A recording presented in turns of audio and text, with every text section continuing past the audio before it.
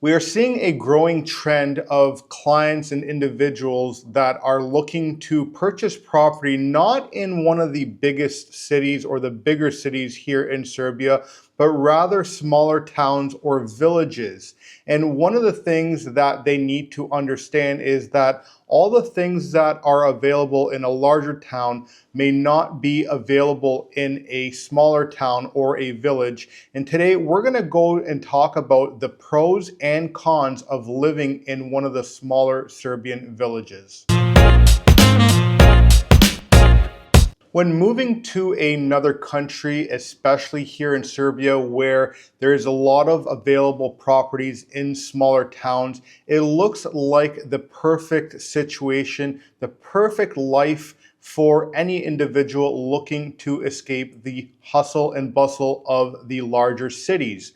However, there are a number of things that many people don't tell you about moving to these smaller towns. And we're going to talk to you about the pros, cons, and things that you should keep in the back of your mind if that is something that you are looking to do when you're looking to move to this beautiful country. And this is coming from an individual who has lived in a smaller town in Canada before we moved here. Yes, I was born in Ontario, but before I moved to Serbia, I lived in a small community in British Columbia with a total number of residents of 24. Now, this is much smaller than what some of these smaller villages have in Serbia here. However, that does not mean that there are many similarities between the two. And I can tell you that from a first person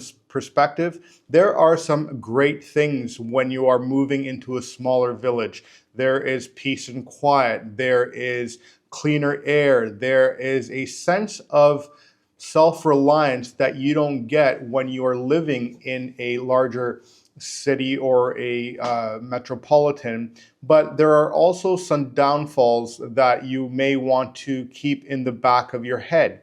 And the first one that we're going to look at when it comes to here in Serbia is many of the hidden realities here in Serbia is that these smaller towns or villages have a depopulation thing happening there where a lot of people are leaving there because there is not so much economic prosperity in these smaller towns or villages. There is also something called brain drain, where a lot of the educated people are looking for greener pastures, for instance. And so if you're moving with children, the schools are shrinking there, and you're also going to have a lot of older neighbors. So if you're looking to take children into some of these smaller towns, and by no means is this video to discourage individuals looking for smaller towns or villages, but to keep these things in mind and actually look for their ideal place rather than just having their heart set on one village that they find a perfect priced property on and not looking at all the other things that come along with living in these communities, because a house that is very affordable in some of these villages are very affordable for a reason. That means that there's no one coming there, and so the prices are substantially dropping because of some of these other factors such as shrinking schools and older neighbors. One of the things that has been going on in Serbia for many years is that especially down in my mom's village and my dad's area of Serbia, is that the families, they built these large houses thinking that their children are going to live there and their children's children are going to live there. And eventually that doesn't happen. They move out of country. They move to Belgrade, Novi Sad for better jobs, better opportunities in life. And these houses stay empty, and the grandparents or the original owners of these properties stayed there, and they're in their 70s, 80s, and 90s. And those are the type of people that are still living there. The next thing is that you're going to see is a lot of empty houses, a lot of abandoned properties, things that are unkept. And some of the houses are half renovated, some of them are decaying, and that's not something that you might want to be in that environment. Now, they could be something that you're looking for. We have a number of clients that are looking for these type of properties exactly because they want to get something at a lower price and then invest a bunch of money to be able to make it up to what they want, up to their standards, redesign it. However, then that comes with the caveat of finding the proper tradespeople, the proper people to do it. And then it goes into the patchy infrastructure that you're also going to have in these areas. Not everything's going to have city water. Not everything's going to have gas lines in there. You're going to have to deal with water outages, especially if you're on a well. The sewer systems may not be working as well, and as well as garbage pickup. That might not be something that is relatively available or something that is scheduled on a weekly basis. And so then you have to think about what you're going to do with that type of issue. If you don't have electricity to that house, you might have an issue getting the utility company out there to hook up power. Now, you could go with wind turbines, solar power, so on and so forth, but then you also have to come into consideration what happens in the winter if you don't get enough sunlight because of the shorter days. That's what we had when we lived in British Columbia. We lived on solar power, and so we also had to have backup generators, especially in the winter when there is not so much sunlight.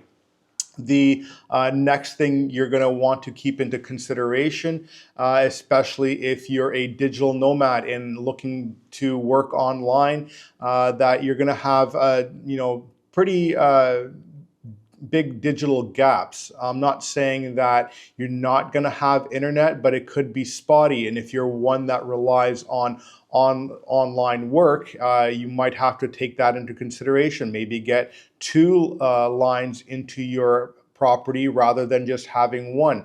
We still currently do not have Starlink here. However, if you do have Starlink from another country, you can bring that into Serbia, hook it up onto a roaming package, and then be able to use it here in Serbia. So that is another option.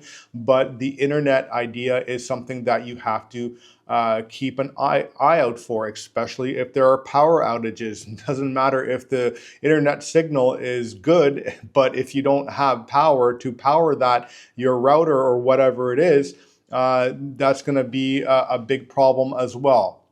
The next thing is for the older generation, or not even the older generation, but people who have health conditions, right? If you are looking for someone who is going to be needing regulatory and regular checkups by a doctor or a healthcare provider, you are going to be dealing with some issues of finding those practitioners, those doctors, or whatever those specialists are that you need. And so you will have smaller clinics there, but if you have a more of a serious issue, you're going to be looking at taking city trips either into the next biggest town or potentially Belgrade, Novi Sad, where we have the larger hospitals here and more advanced technology. The next one that we had to deal with is the winter isolation. Sometimes it snows a lot in these smaller villages, especially in the south of Serbia, where it's very mountainous, and you may not have a snow removal or people maintaining the roads. And so if you have a huge dumping of snow, now you might not be able to make your rounds for that day, especially if you have an appointment. You may not be able to leave your village, and that's going to cause huge issues.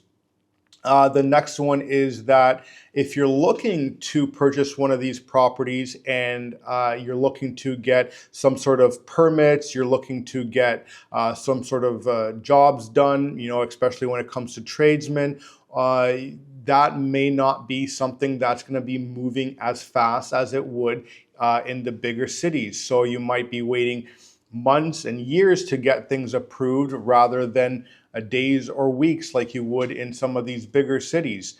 And one of the things you're going to have to do is rely on the local community and have local ties and reach out to the local community to do those types of improvements that you're looking for. And then the advantages of living in some of these smaller communities, of course, is going to be a low cost of living. The housing, like I mentioned, is going to be a lot cheaper. The markets are going to be a lot cheaper. You'll have fresh produce and even your neighbors coming over to your property and giving you some of their fresh grown vegetables, or if they slaughtered an animal, they'll bring you some meat, whatever it might be. You'll of course be close to forests and nature and mountains within minutes. So if that's something that you're looking for, that is of course an advantage, and one of the reasons we did end up moving into a smaller community back in Canada. But you have to deal with some of the cons, which I'll get into a little bit more as well. Then, if you want a slower pace of life, you don't want to deal with traffic, you don't have to have a huge rush in life, that's an ideal place to be. You can homestead, what we call it in North America, have your own chickens, cows, pigs, whatever it is, have your gardens, orchards, and many of those individuals in these smaller towns do so. And that is, of course, a plus in my books, because I am someone who loves fresh produce, kind of having a hands-on experience and knowing where your food comes from. The next one is the big plus also is because there are smaller communities, you're going to have a more of a community bond with the individuals there, because a lot of people rely on each other, and it can be easier to mix and mingle with one another. But if it comes to children, you're going to want to make sure that these communities that you're moving into do also have children, so that your children can have friends and acquaintances that they get along with and that they can hang out with and actually have a childhood. There's nothing like having a child in a village that has no other children in there, and then they grow up not knowing how to be, socially compliant, or not compliant is the wrong word, but have social skills in essence. Now, getting into some of the other cons or disadvantages, I should say, is that if you are looking for a job and not a digital nomad, you're going to have fewer employment jobs and much lower wages as well. And if there are jobs, you're going to be battling with a lot of other people that are looking for jobs. If you are looking to have a job and you can't find it in your community, then you're going to be more dependent on a car. So that is going to be another issue. We have a lot of things that come with maintenance of a car here, such as your yearly technical inspection, making sure that you have proper mechanics around, especially if something goes wrong. Some of these smaller communities also have a very poor public transportation, if any.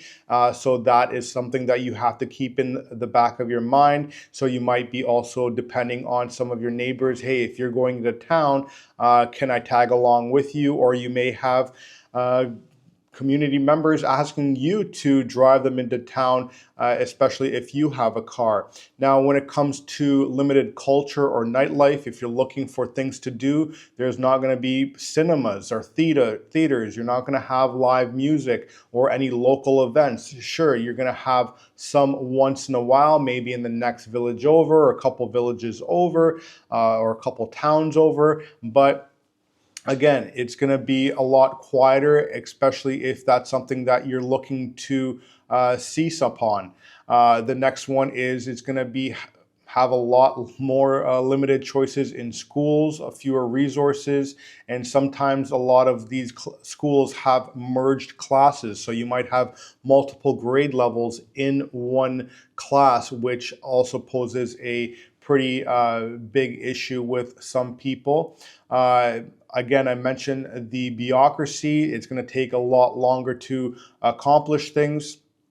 And then some of the nuances that people rarely share is that the harsh weather extremes. So we have not had a lot of rain here in the past couple years, and some people are having issues that don't have, city water, is that their wells are drying up, especially if they're their own standard well. And some of the ways that you can fix that is by doing deep well drilling, where you're basically going down 100 meters to find a water source. But even at that point, you're still not guaranteed to have that. And so that's the one thing that to keep into consideration. Now, when it comes to purchasing these properties, that's another issue you're going to have, is some of these properties could be, split up over the years between multiple family members.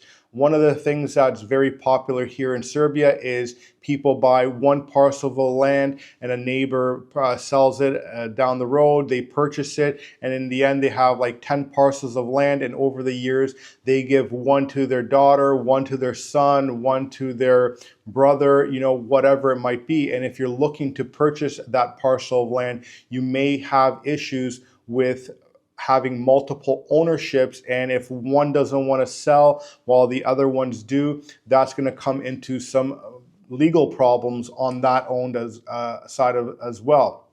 Now, then you're going to have